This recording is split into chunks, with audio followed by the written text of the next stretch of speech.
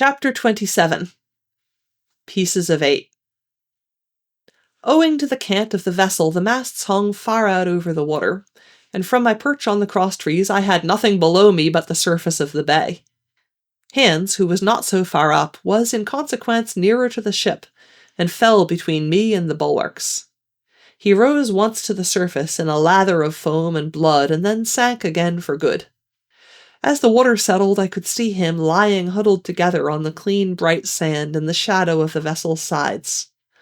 A fish or two whipped past his body. Sometimes, by the quivering of the water, he appeared to move a little as if he were trying to rise. But he was dead enough for all that, being both shot and drowned, and was food for fish in the very place where he had designed my slaughter. I was no sooner certain of this than I began to feel sick, faint, and terrified. The hot blood was running over my back and chest. The dirk, where it had pinned my shoulder to the mast, seemed to burn like a hot iron. Yet it was not so much these real sufferings that distressed me, for these, it seemed to me, I could bear without a murmur. It was the horror I had upon my mind of falling from the cross-trees into that still green water beside the body of the coxswain. I clung with both hands till my nails ached, and I shut my eyes as if to cover up the peril. Gradually my mind came back again. My pulses quieted down to a more natural time, and I was once more in possession of myself. It was my first thought to pluck forth the dirk, but either it stuck too hard or my nerve failed me, and I desisted, with a violent shudder. Oddly enough, that very shudder did the business. The knife, in fact, had come the nearest in the world to missing me altogether. It held me by a mere pinch of skin, and this the shudder tore away.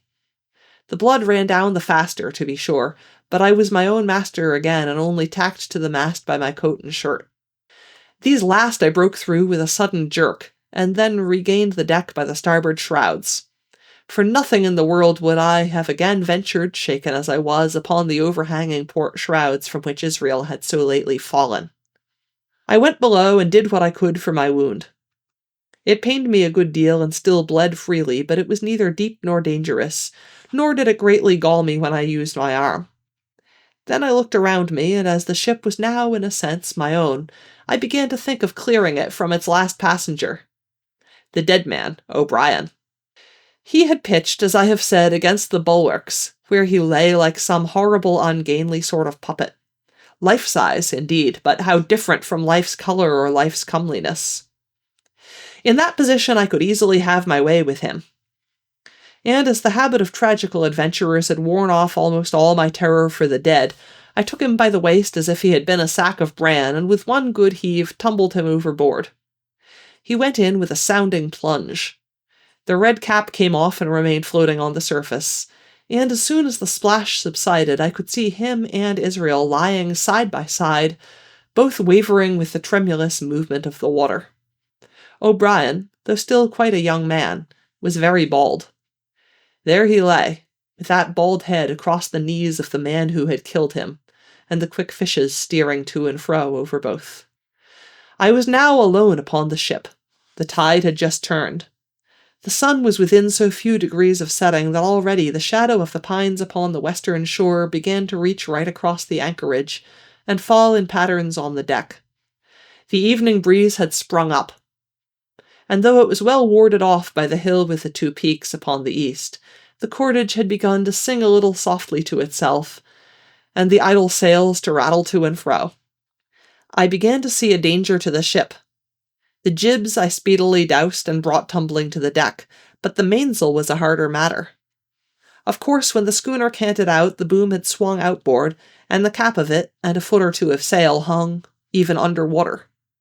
I thought this made it still more dangerous, yet the strain was so heavy that I half feared to meddle.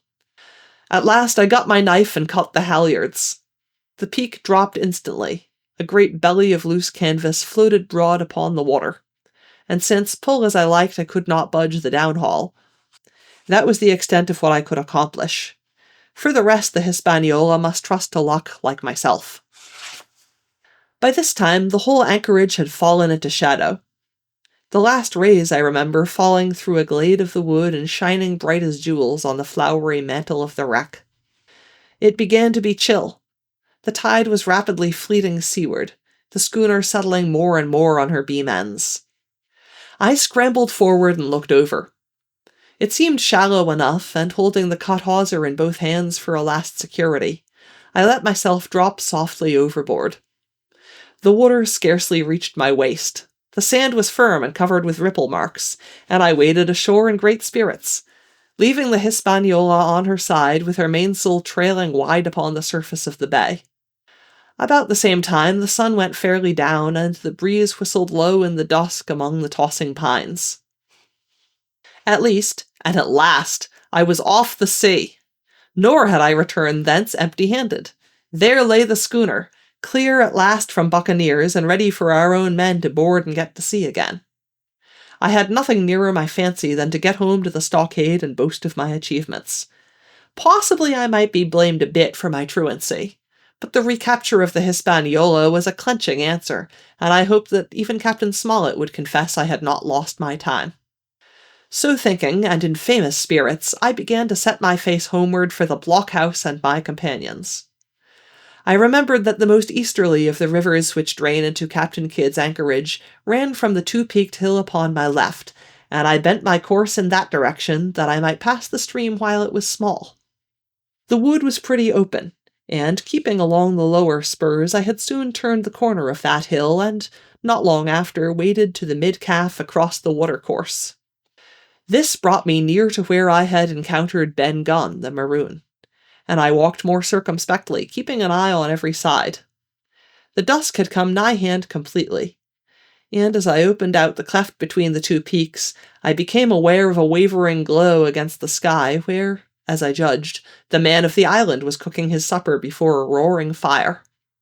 And yet I wondered in my heart that he should show himself so careless.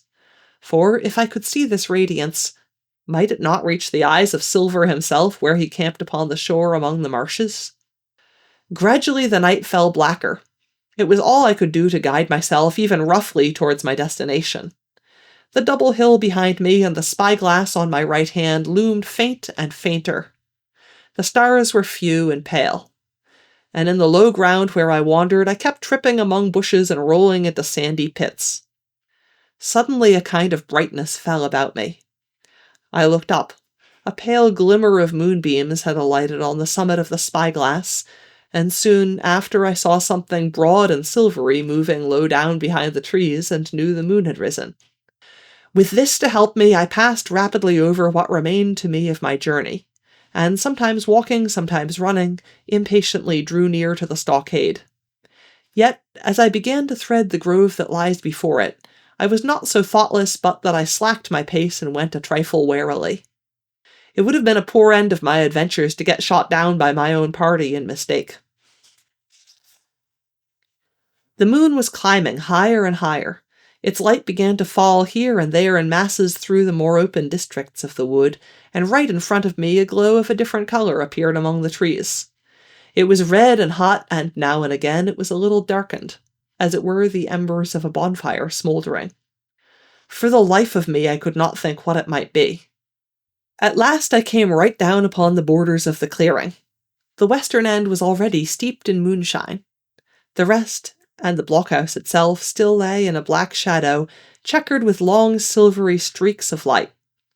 On the other side of the house an immense fire had burned itself into clear embers and shed a steady red reverberation, contrasted strongly with the mellow paleness of the moon. There was not a soul stirring, nor a sound beside the noises of the breeze. I stopped with much wonder in my heart, and perhaps a little terror also. It had not been our way to build great fires.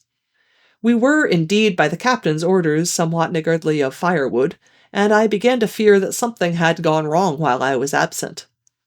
I stole round by the eastern end, keeping close in shadow, and at a convenient place where the darkness was thickest, crossed the palisade. To make assurance surer, I got upon my hands and knees and crawled without a sound towards the corner of the house. As I drew nearer, my heart was suddenly and greatly lightened. It is not a pleasant noise in itself, and I have often complained of it at other times, but just then it was like music to hear my friends snoring together, so loud and peaceful in their sleep. The sea cry of the watch, that beautiful "All's well!" never fell more reassuringly on my ear. In the meantime, there was no doubt of one thing. They kept an infamous bad watch. If it had been Silver and his lads that were now creeping in on them, not a soul would have seen daybreak. That was what it was, thought I, to have the captain wounded. And again I blamed myself sharply for leaving them in that danger with so few to mount guard. By this time I had got to the door and stood up. All was dark within, so that I could distinguish nothing by the eye. As for sounds, there was the steady drone of the snorers and a small occasional noise, a flickering or pecking that I could in no way account for. With my arms before me, I walked steadily in. I should lie down in my own place, I thought with a silent chuckle, and enjoy their faces when they found me in the morning. My foot struck something yielding. It was a sleeper's leg, and he turned and groaned but without awakening. And then, all of a sudden, a shrill voice broke forth out of the darkness. "Pieces of 8, pieces of 8, pieces of 8, pieces of 8, pieces of 8, and so forth without pause or change, like the clacking of a tiny mill. Silver's green parrot, Captain Flint. It was she whom I had heard pecking at a piece of bark. It was she, keeping better watch than any human being, who thus announced my arrival with her wearisome refrain. I had no time left me to recover. At the sharp clipping tone of the parrot, the sleepers awoke and sprang up, and with a mighty oath, the voice of Silver cried, "Who goes?" I turned to run, struck violently against one person, recoiled, and ran full into the arms of a second, who, for his part, closed upon and held me tight. "Bring a torch, Dick," said Silver, when my capture was thus assured. And one of the men left the log-house and presently returned with a lighted brand.